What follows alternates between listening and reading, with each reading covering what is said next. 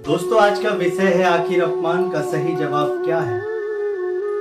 भगवान कृष्ण कहते हैं, क्या कभी किसी ने आपका अपमान किया है और आप रात भर यही सोचते रहे कि उसे सही जवाब कैसे दें? तो आपके अपमान का उसे सबसे सही जवाब आप नहीं बल्कि आपका सही समय, सही कर्म और आपका प्रखर व्यक्तित्व देगा। क्या कभी किसी ने आपके आत्मसम्मान को इतनी बुरी तरह से ठेस पहुंचाई है कि रात भर आपको नींद ही नहीं आई हो? क्या कभी किसी ने आपके सामने आपका मजाक उड़ाया,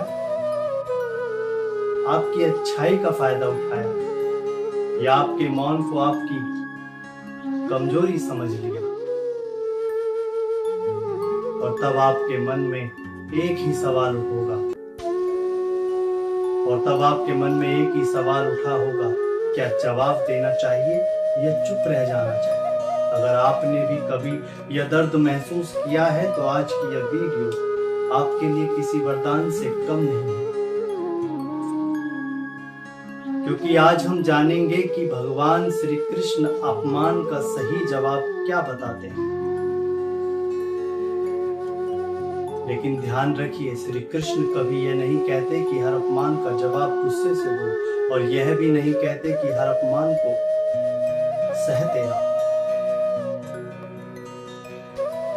बल्कि कृष्ण सिखाते हैं कि ऐसा उत्तर दो जिससे सामने वाला ही नहीं, आपका भाग्य भी पूरी तरह से बदल जाए। महाभारत में ऐसे अनेक प्रसंग हैं जहां श्री कृष्ण ने अपमान का उत्तर तलवार से नहीं बल्कि बुद्धि, धैर्य और सही समय आने पर दिया।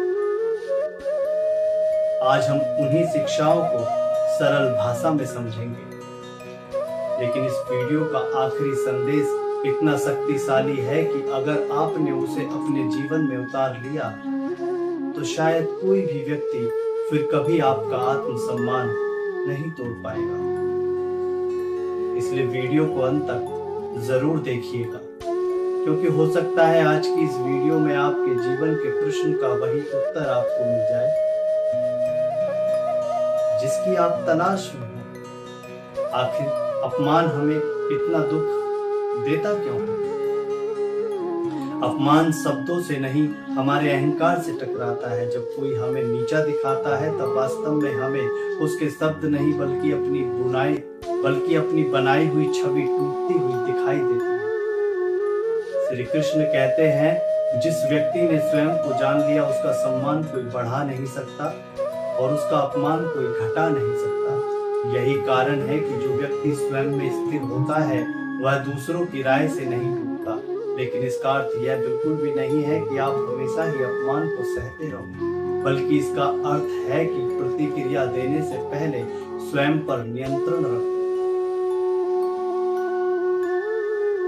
किसी को भी तुरंत जवाब देना सबसे बड़ी भूल साबित हो सकती है। जब क्रोध आता है तब बुद्धि सबसे पहले आपका साथ छोड़ती है। इसलिए श्री कृष्ण अर्जुन से कहते हैं, हे पार्थ, क्रोध से मोह उत्पन्न होता है, मोह से स्मृति भ्रमित होती है और स्मृति नष्ट होने पर बुद्धि समाप्त हो जाती है।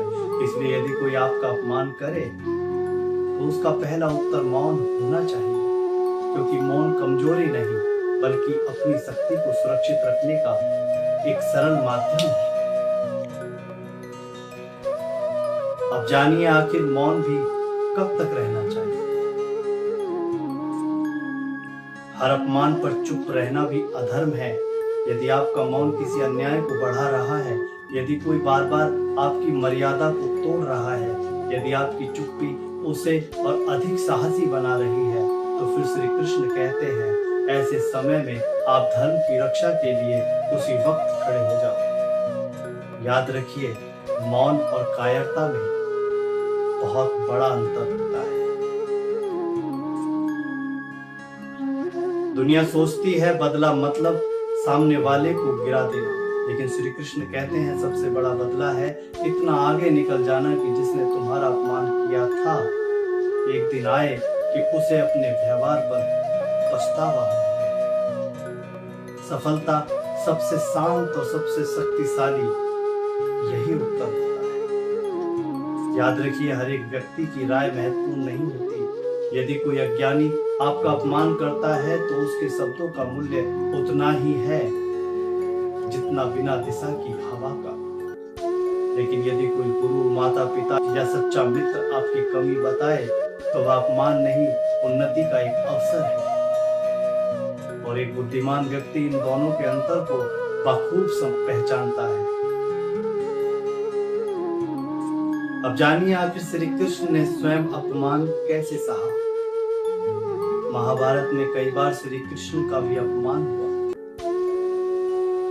उन्हें ग्वाला कहा गया, जादूगर कहा गया, यहाँ तक कि शिशुपाल ने खुले दरबार में 100 बार उनका अपमान किया, लेकिन श्री कृष्ण मुस्कुराते रहे। जानते हैं क्यों? क्योंकि कृष्ण जानते थे कि हर प्रतिक्रिया का एक सही समय होता है। जब सीमा पूरी हुई तभी न्याय हुआ। यह हमें सिखाता है धैर्य रखो, लेकिन अन्याय को अनंत मत करो। अब जानिए अपमान से शक्ति कैसे बनती है। इतिहास गवाह है, जिन लोगों ने अपमान को ईंधन बनाया उन्हीं लोगों ने दुनिया बदली। अपमान आपको तोड़ भी सकता है और बना भी सकता है। निर्णय आपका है कि आप किसे चुनते हैं।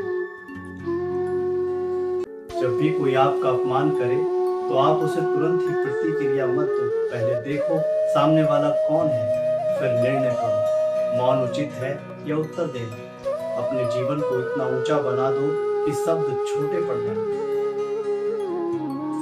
श्री कृष्ण कहते हैं दूसरों का व्यवहार उनके संस्कार बताता है, लेकिन आपका उत्तर आपका चरित्र बताता है। इसलिए अपमान का उत्तर अपमान से नहीं, अपने व्यक्तित्व से दो। जो स्वयं पर विजय पा लेता है फिर उसे संसार में कोई भी हरा नहीं सकता। अब हम आपसे एक छोटा सा प्रश्न पूछना चाहते हैं। अगर आज इसी क्षण उस व्यक्ति का नाम आपके सामने आ जाए जिसने कभी आपका सबसे बड़ा अपमान किया था, तब आप क्या करेंगे? क्या आप उसे माफ कर देंगे या फिर आज भी उसके लिए आपके मन में वही गुस्सा कायम रहेगा? अपना उत्तर केवल एक शब्द में कमेंट कीजिए कि आप उसे माफ करोगे या उसे जवाब दोगे।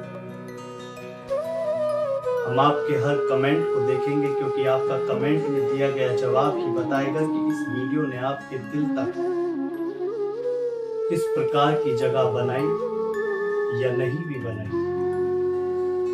अगर आपको लगता है कि आज की यह सीख किसी ऐसे इंसान तक पहुंचनी चाहिए जो अपमान की आग में जल रहा है,